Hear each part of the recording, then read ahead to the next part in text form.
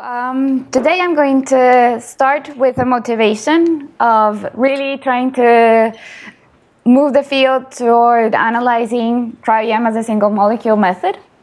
And one of the questions that we've been thinking of is how much information can we extract from Cryo-EM? And I'm going to present two methods from slightly different perspectives on how to solve this problem of extracting free energies and probability distributions from the data. And I'm going to finalize with some conclusions and perspectives. So we've seen that Cryo-EM has gone through the resolution revolution in the last decade, near or atomic maps. However, recently, the last year or so, the grounds, I think, have been a little been shaken because of all of the, say, structure prediction tools that really have really good accuracy and opened the field for a huge number of protein structures.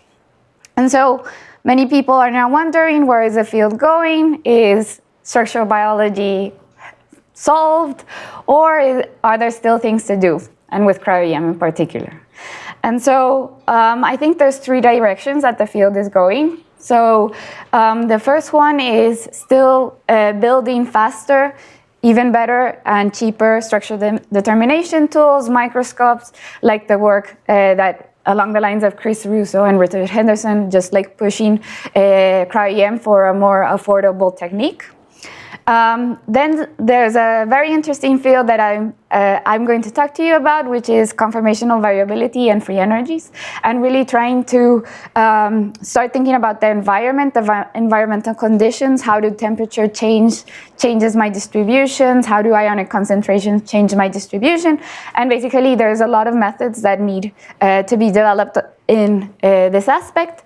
And the third one is electron microscopy in situ, right? So this is what I want to talk to you about today. And why Cryo-EM is so powerful is because basically the freezing process is done very rapidly, and we can trap individual particles in different conformational states. So we don't have one single, say, an ensemble average measurement. We're not measuring, for example, an observable over a crystal.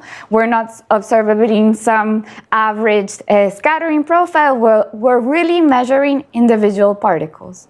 And if you assume that this freezing is done sufficiently fast, these particles would be distributed according to the Boltzmann ensemble. And you can think about corrections and questions that really the field needs to address of how to start thinking about the freezing process and the distribution that we obtain in this data. But the main message is that there is more information than just an average. There is more information than just averaging to obtain a high resolution map. And it's because we have this really, really rich data that typically we throw away. So you guys know, the standard Cryo-EM pipeline procedure. You start with millions of particles, and then we do 3D classification. And then basically we start grouping the particles into different 3D classes, some of which look relatively decent, right? You see things that look like proteins, but you don't have enough projection directions, enough particles to cover well the full orientational space, and so we don't obtain, typically, like from these classes, you don't obtain high resolution maps. And so basically what you do is you just use the class that is the most stable class, the global, say, free energy minima under these conditions, and this is typically 15–20% of the data. And so the question is, why are we discarding so much data? And is there any biological relevance? Like a fundamental question. Does this distribution of particles, does this relate to anything real that has to do with biology? And so basically we started thinking about methods and fundamental questions of, can we really extract free energy profiles, distributions, probability distributions from cryo-electron microscopy. And so what is the free energy? So basically a configuration of the molecule X lives, so here we will assume that each molecule is composed of n atoms, and this configuration lives in a very, very high dimensional space, 3 times the number of atoms. So we have this configuration, and the probability of this configuration is given by the Boltzmann factor, which is this expression here, and here we have the Hamiltonian of the system. Okay, so this is a complex object. You live in this high dimensional space. This is ideally what we would like to learn. We would like to extract from our system. And however, sometimes most of the times, because this is so high dimensional, what you do is you project down. And you project down along some degrees of freedom of your system that you consider relevant. So we call them either collective variables, or you can also think of some latent variable, some dimensionality reduction where you project down this high dimensional object onto some low dimensional projection.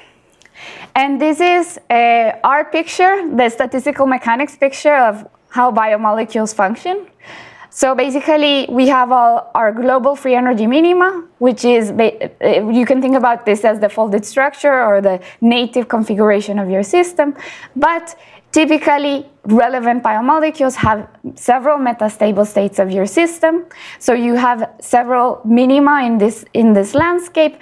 These minima are related to functional roles of your protein.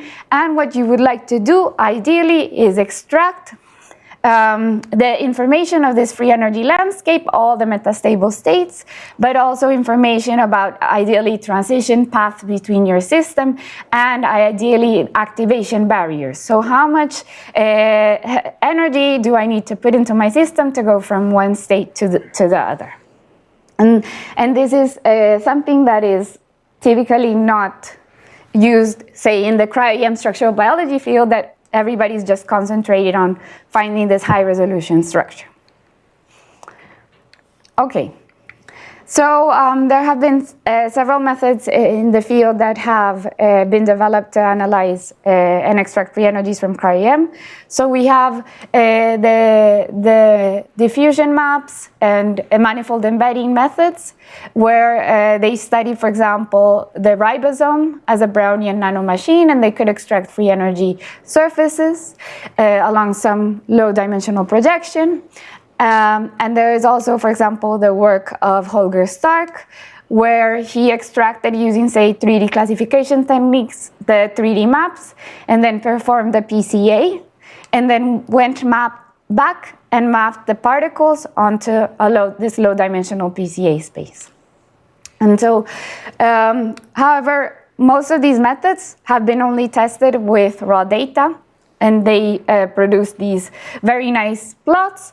But I think there are some fundamental questions that we still want to address. And one of them was, is it possible to recover a free energy profile, knowing that your data has a lot of noise, knowing that you're looking at 2D projections instead of 3D reconstructions? And also, is there a way to really filter or reweigh your particles? Because we know that some of the particles in this full set that you collect at the beginning, some of them are completely broken particles, radiation damage. You also have ice. So how do you reweigh these particles? Okay. So now I'm going to explain our general idea and our general framework. And so what we do is we build on the tools from modeling techniques to create an ensemble of structures, so a very, very large collection of structures that are representative of your system, of the whole entire ensemble. So say I run a very long MD simulation of my system and I have the entire conformational landscape, or I use all of my frames from AlphaFold, the AlphaFold trajectories that produce then a final structure. I generate a lot of structures. I can use also Rosetta, and basically this gives me an initial probability distribution of my system, right?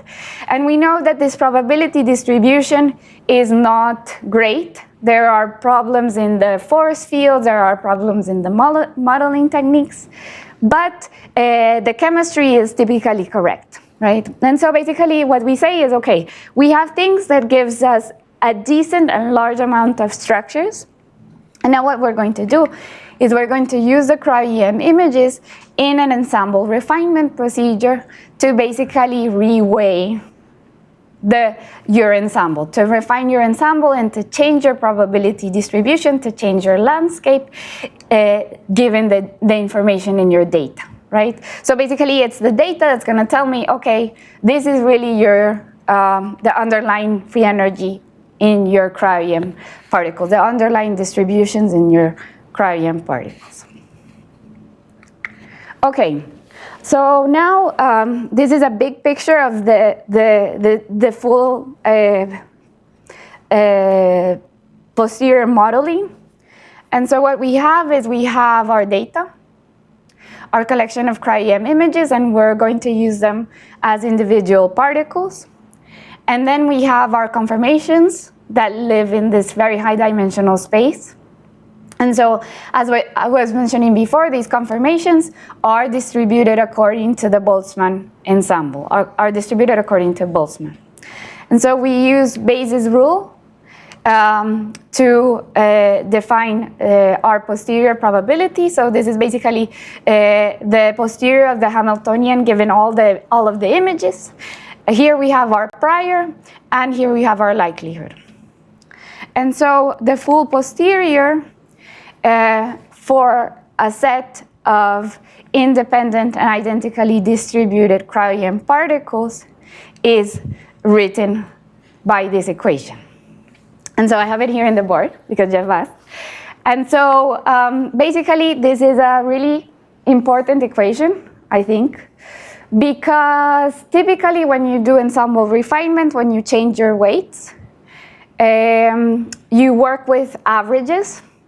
But here we have our individual particle images, so we're treating each image as an independent observation. And then we have this integral here, which is a real monster. Because basically what this is saying, this likelihood is saying that I'm generating from my particle is generated from one of these very, very large conformational sets of structures. And so basically I'm marginalizing over all of these conformations that I don't know. I'm marginalizing this out with this integral. So basically what we have here in this expression is I'm saying each particle is generated from one of these structures that I don't know, and so I have to marginalize them out and basically integrate them out. And so this is a very difficult integral because of two reasons. Well, first, you're working in this high dimensional space, right? And the second is that here I described it very say humbly, but here we have, this is the likelihood function of an image being generated by a 3D structure. And so what does this mean? This is basically the typical likelihood that everybody uses, that people use normally for Cryo-EM reconstruction, that has all of these nuisance parameters like the pose, the defocus, the center translation. Everything here is marginalized out. And so for simplicity, I leave it as if all of my parameters are marginalized out. And in practice, what we do is we basically do some type of approximation of searching all the poses, searching many defocus, searching many center translations, like an expensive and maybe kind of useless computation. But basically, this tells me, regardless of any parameters that I have, what is the probability that that image came from this structure, right? So we have these two gigantic beasts that we're dealing with, and for the moment I'm just going to say that we have some methods that we use. They're not the most efficient, but we have some methods that we use to calculate this likelihood, and what we're interested in now is we're interested in solving this, in extracting basically this Hamiltonian. So ideally, in the ideal world, and this is like the full posterior picture, we would like to extract the Hamiltonian of our system, right? And so obviously this is too complex. It's a too complex problem.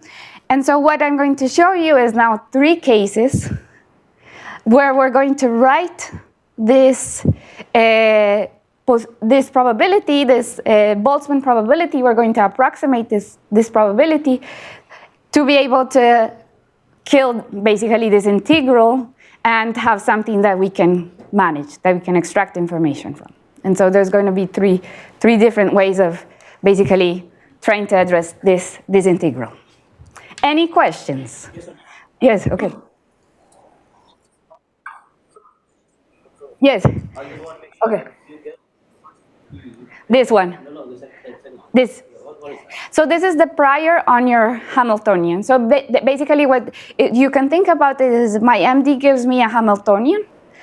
My Hamiltonian is not correct. And so basically I have some prior knowledge of the distribution of my ensemble. You can also think about it as something very simple. I can just say it's uniform. All my structures are equally probable, and that's it. Any information you have. Yes. Okay. Which very important. If you don't know anything, you say equally good. Yes. Yes. So the Hamiltonian is a function that maps your x, your R3n yes. to an energy, right? No, it maps it to a probability. So this is also in 3n. So each structure has a probability. So it's basically the probability of that structure. That's what the Hamiltonian does. Okay, good. Can you actually write out the Hamiltonian, the H? So no. So yeah. So maybe for a hydrogen atom, or yes. Okay, good, excellent. So the first way of solving this integral that we thought of is trying to extract a free energy in one dimension, a free energy along a path.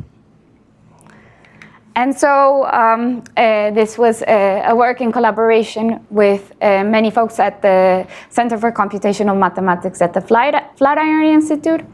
And so the idea is, so this is your 3n conformational space, your large conformational space. And we assume for the moment that somebody gave us a path, which is a collection of structures that goes from, say, one metastable state of the system, say that, for example, a closed protein, to an open state of the system, an open ion channel. Somebody gave them to us. Probably Yu-Hao. This is my hope. Okay, but so we assume that we get them from molecular dynamics, from interpolation of 3D maps. Somebody gives it to us, and so basically we can write this. We assume a low temperature approximation, which basically means that all your images come from this path. Right? So this is a big approximation, and so then we have this delta here, and we say, okay, everybody, all of my structure, my now ensemble is reduced to a collection of structures along this transition path. And then we have, so because we're projecting down, we have a free energy.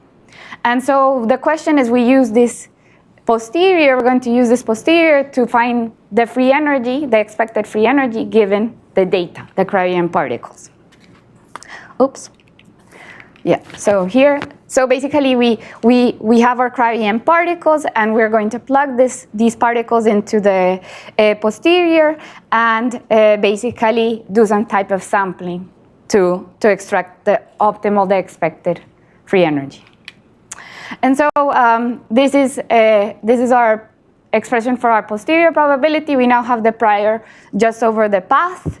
And so basically, we now have reduced the problem of this high dimensional integral to basically comparing, say, 20 structures in your path to all your images with this likelihood.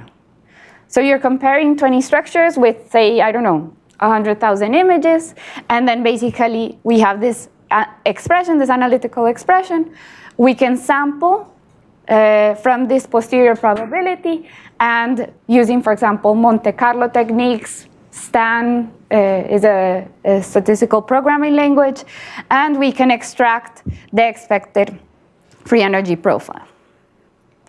So what are the key ideas? So the key ideas are that we're not looking for particle reconstructions. We assume that our 3D structures, our trajectory of 3D structure is sufficiently good.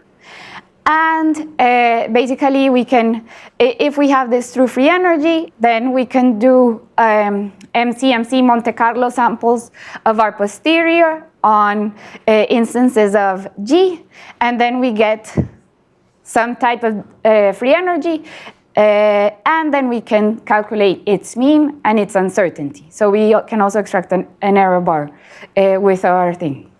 Any questions? Questions? Here, no? Yes, okay, in the back. Okay. But isn't that assuming you have solved the problem already? More or less. So so the problem, so it depends what you want to learn. So if you want to extract a 3D structure, that's not, that we're not interested in that. What we're interested in is in extracting the distribution. And that problem hasn't been solved. So the distribution of conformations. You run the SMC on a huge space, right? No, we run it on the G's. So basically, so these G's, so here. So basically what we want is, so the G's here, so I've reduced my dimensionality. I have this transition path of structures, but I can discretize it. So here I'm discretizing. What's the dimension, like more or less, what's the dimension of the 20. G's? Ah, okay, so Yes, it's more. because you have 1B. Yes, question. Yeah, it seems like in the presence of noise, you are basically having a lot more Brownian noise to your Van dynamics, and to determine that path is not very well. Yeah, usually it's like if you have like small noise, the path is more well defined. But then if you have a really large like Brownian noise, then it's like you don't really get a. Yes, and this is basically what I'm going to show further on. But for the levels of noise of Cryo-EM, what our experiments show us is that it's possible. It's possible. And the nice thing is that here we're not counting. So if you count, you're basically assigning probably wrong. So you're doing a worse thing, but because we're making inference directly on the distribution, this denoises. Okay. For you here, so you mentioned two things. I've been confused. So you mentioned the free energy G. Yes. And then you also mentioned the P here. Yes. So it seems to me that you sort of use that two terms interconvertedly. So what is the P here? So this is the posterior probability of one of these guys. So one of these guys here, a little green line, given your data. Posterior. Yes. Middle. Yes. But what we're looking at is basically we're trying to extract the green line. That's what we're trying to extract. And can you say that once you have a G, then you have a P of GY? We can basically, so with the P of GY, we can use Monte Carlo or something to find the most probable G, right? Or you can even do optimization. So we like to do like full sampling, but you can just maximize this posterior, and in most cases the optimal G is very similar to the most expected. Okay, excellent, good. So we first tested this on synthetic cryo-EM data. So we have this HSP 90 system that goes from a closed conformation to an open conformation. We build a transition of a collection of structures that go basically from this state to this other state. We have a ground truth free energy distribution, or this is our free energy. This is imposed. And basically the question that we ask is, under realistic cryo-EM conditions, what are the realistic cryo-EM conditions that allow me to recover this free energy profile? And so basically we test a lot of different conditions. And we found the two that were very important. So the first one is the projection direction. So this is basically, so I have my likelihood here, this is my likelihood, and I have to somehow integrate over the projection direction. And basically this is like the grid of integration that I have. How accurate is my post search in this integral? And so if I have a, say, very rough post search, so I'm not very accurate with my estimate of the post, then I'm not so good at recovering my free energy, my ground truth free energy. But if I do a very fine search in the post space, then I can recover my free energy barrier and my landscape more or less with good precision, good accuracy. So the first one is something computational. It's basically you have to get a good post. And this we knew from like traditional reconstruction methods. The second one is the signal-to-noise ratio, and so here we have a wide range of signal-to-noise ratio, and what we did, we divided our particle set in two. We have particles with very high levels of noise, so low signal-to-noise ratio, and what you can see, this is a green line, we can't, what you were saying, we can't recover the free energy. Basically because you don't know where to pinpoint. You have so much noise that you don't know from which structure you're coming from. The nice thing is, so if we have particles with higher signal, but like this is what 0.1 is what's the normal estimate in cryo, we can recover very well, like almost even pinpoint the barrier, we can recover very well the free energy. The nice thing is that if we do this analysis, if we use this Bayesian analysis, and we put all the data together, so basically the blue is composed of the cyan and the green, we can recover more or less well, relatively well, our free energy landscape. So basically this means that you're not just counting, but you're really doing statistics on your data. Okay, good. So then we went to ask, yes? I have a little question. So if we have high noise, Yes. but we have like arbitrarily high measurements yi, Yes. then will the error bars always shrink to zero, or do we have to take care? Is there still like a noise floor there? Yes. So I think the error bars won't go to zero. That's my guess. Because basically this is how well your profile matches like within, like how broad your district. So these are not really error bars. So this is how broad your peak of the, okay, so think about G. It's like a self-consistent error It's bar? more or less, so G is your expected value, and it has like a distribution. This, what we're showing here is the variance of the estimate. So basically this means that your posterior is very wide, or is it very narrow, right? If it's very narrow, it's good because you're very sure about this particular G that you have. And so it's an estimate of how narrow or wide your posterior is. In interpreting the error bars here, wouldn't we expect the error bars for the lowest node to be like very large so that?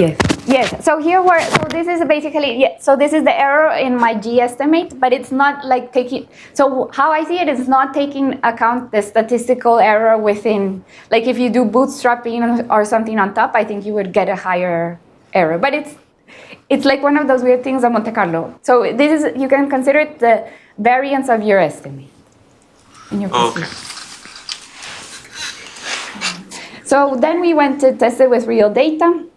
we have a calcium activated ion channel that was resolved in 2 states and using different physiological conditions or different conditions. So one was with calcium, with a lot of calcium, and the other one was with no calcium.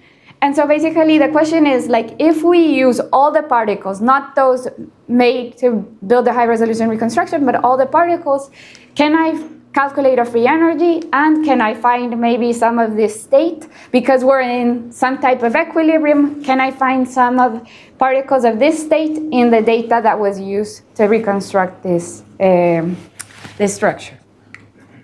So we build our transition path very simply, using steered molecular dynamic simulations.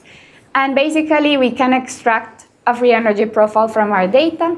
Here we have our global free energy minima is the bound structure, which is very happy because this was the one the particles that were used to build the high resolution reconstruction. So this is our global free energy minima. But very interesting, we find that the calcium unbound state is also a metastable state of our system. Okay, however, there are many questions. And so the questions and comments. So the initial path, like, who gave it to you? How do you trust them? We completely agree. We don't know. And the second one is this real? Okay. And so basically now I'm going to try to present to you a method that tries to tackle this first problem. And what happens if you have 2 equally probable or likely paths? Yes. So here this is exactly. So if we still can't distinguish. So for the moment we just have this single path, but looking at the space of path is something that we want to do and that we're working on. So not looking at a single, like we look at probabilities of conformations, but now looking at the probabilities of collections of transitions. You're even in a very much higher space and trying to see that. But these are things that we're working on now. And so basically this is, it's been very interesting because it's been like opening Pandora's box.